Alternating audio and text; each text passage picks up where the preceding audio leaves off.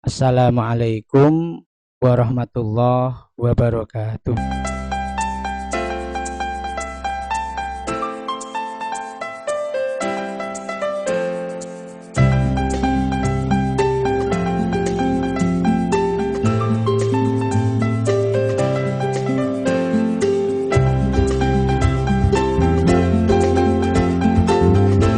Alhamdulillahirabbil alamin wa bihi nasta'in ala umuri dunya waddin. Allahumma shalli wa sallim ala sayyidina Muhammad wa ala ali sayyidina Muhammad.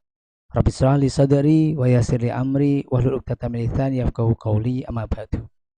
Anakku semuanya, kita jumpa lagi dalam kegiatan materi pembelajaran prakarya part 2 atau pertemuan yang kedua dari video yang lalu. Maka masih di bahasan pasar lokal.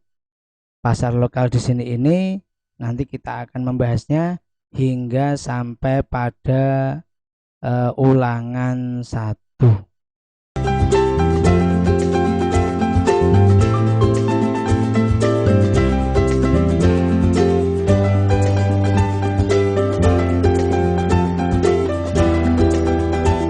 Baik anakku semuanya yang saya banggakan, bab 1 wirausaha produk kerajinan untuk pasar lokal.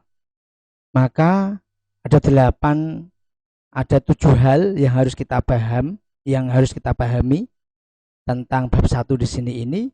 Yang pertama adalah perencanaan usaha kerajinan pasar lokal.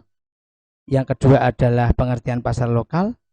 Yang ketiga adalah apa itu pasar lokal. Yang keempat, sasaran segmentasi pasar lokal. Yang kelima adalah potensi pasar. Yang keenam adalah perancangan produk. Dan yang ketujuh itu sendiri adalah evaluasi. Baik, langsung aja untuk menyingkat waktu anakku semuanya. Coba perhatikan pada slide yang berikutnya. Untuk perencanaan usaha kerajinan pasar lokal, itu dilihat dari wilayah. Gambar yang ada di slide ini silahkan diperhatikan. Di bagian kanan ini pasar lokal yang ada di atas darat atau seperti pasar-pasar kita. Akan tetapi di daerah Indonesia itu ada yang emang karena transportasinya itu lebih banyak menggunakan sungai, maka sungai dijadikan sebagai pasar. Maka kalau kita lihat berangkat dari perencanaan usaha di pasar lokal, maka beda sekali. Untuk di bagian kanan itu mungkin di situ itu perencanaannya barang ada, ditaruh, buka tutup melayani bisa. Akan tetapi kalau di pasar yang sifatnya kayak di atas air seperti ini, maka yang terjadi maka bedalah kiranya seorang penjual atau seorang pembeli datang hadir menggunakan seperti dayung atau perahu. Maka seolah-olah kalau di bagian kiri sifatnya pasar lokal kayak apung seperti ini, maka mirip seperti pasar yang sifatnya kayak tukar barang, barter barang. Tapi tidak apa-apa, ini dua-duanya adalah pasar lokal karena berangkat dari wilayah, karena berangkat dari daerah, dan karena berangkat dari geografinya. Nah semuanya, lanjut next. Apa itu pasar lokal? Maka pasar lokal itu sendiri pasar yang ada berdasarkan jangkauannya. Jangkauannya dekat. Ini pasar lokal. Maka bila dilihat dari jangkauan itu sendiri, sebenarnya pasar dibedakan menjadi 3. Pasar lokal, sifatnya lokal, jangkauannya lokal. Pasar nasional, hanya dalam negara. Terus kemudian pasar global, sifatnya internasional.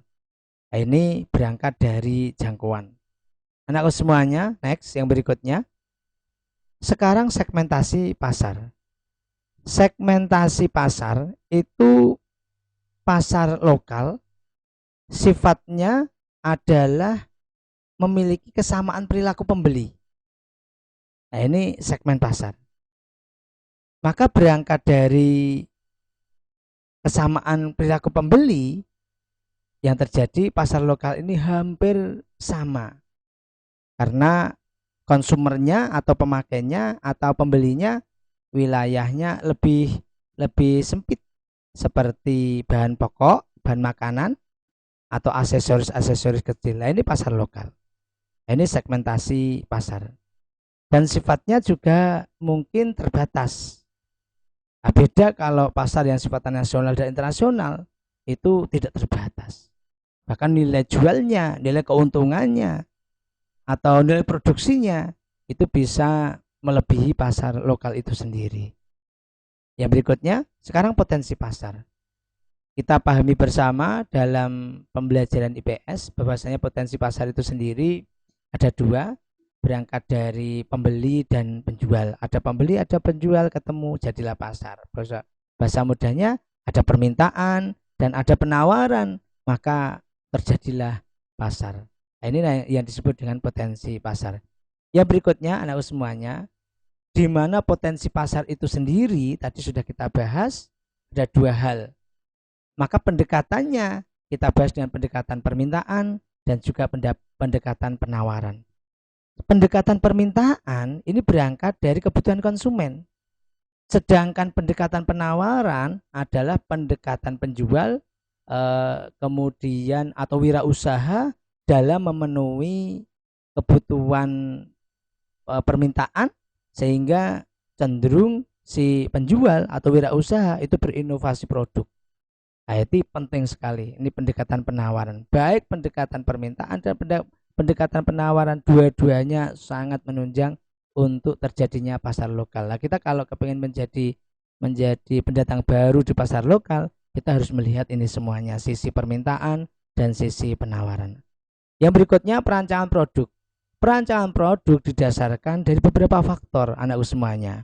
Mulai yang pertama adalah fungsi produk itu sendiri, yang akan kamu jual, yang akan kita jual. Itu fungsi produk ada enggak? Ada. Terus kemudian konsumen ada. Material atau bahan mudah didapat. Nilai estetis, bisa dibuat atau bisa diatur. Teknik pembuatan mudah. Nilai jual ada. Nah, maka 5 hal ini atau 6 hal ini maka menjadi perancangan produk. Satu produk, penggunaan produk, material atau bahan, nilai estetis, teknik pembuatan, dan nilai jual.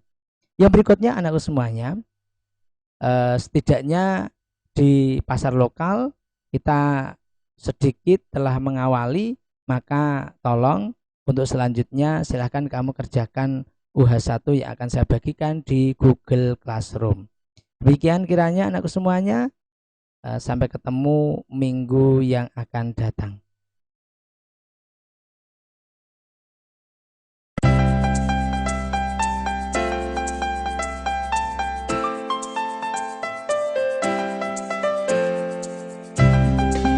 Assalamualaikum warahmatullahi wabarakatuh.